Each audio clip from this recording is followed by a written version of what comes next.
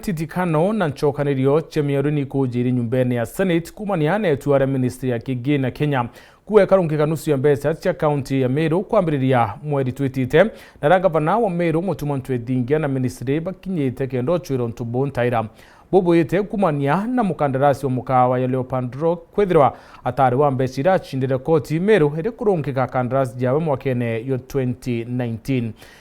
Bunge ya Senate nethirite nende kiure biuri ya rure ontubo etumi kandarasi yethirite ya niro nethirikari yari kuo kaitene kau. Antoni Kathenya na ukari nyumba ya Senate.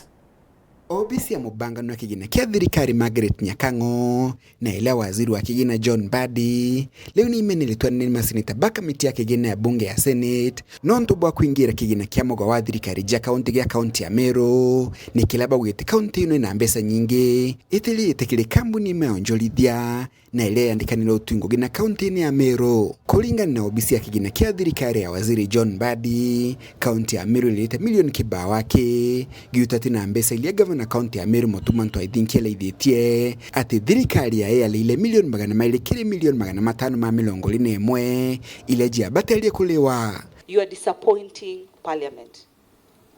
It is sad for us to discuss that the great people of Meru to miss services simply because stakeholders who are mandated to even give advisory services and advice have not been able to do their due diligence.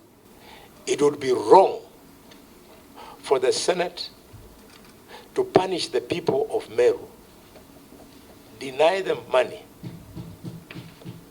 Mr. Speaker, punish the governor of Meru, he's a very young man, wants to prove himself, deny them money for a failure which is not theirs, Mr. Chairman. Why are you making that tyrannical decision on Meru case of only 20 million? Is there somebody who is pushing treasury to Meru County so that, Kenya is Kenya, and I know what happens. Akialia mbele ya kamiti ino gavana kaunti ya Meru Mutuma ntwaithinkia ni eleithite wira ni bwa kulia mbesa liji atigere bwa ninkanio ni rais William Ruto na ngugi ya kulia mbesa ni ninkanio kile ministry iwanda na wonjorithia gavana Mutuma kiuga kaunti ya Meru tenki banga na Kigina kenge kero utungo gibolia bwali bwaju kene thirikari nene. And therefore there was no need for the county executive to budget for a liability that had fully been taken over. This information was in the public domain, Honorable Chair. The president makes a statement somewhere, I don't know whether it was a state house or in Meru. The county government of Meru respects the president, respects the presidency.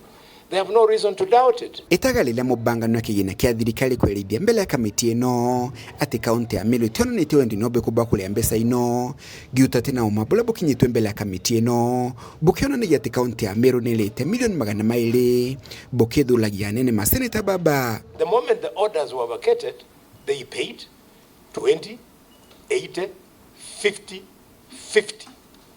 How do you call that persistent breach? You have failed.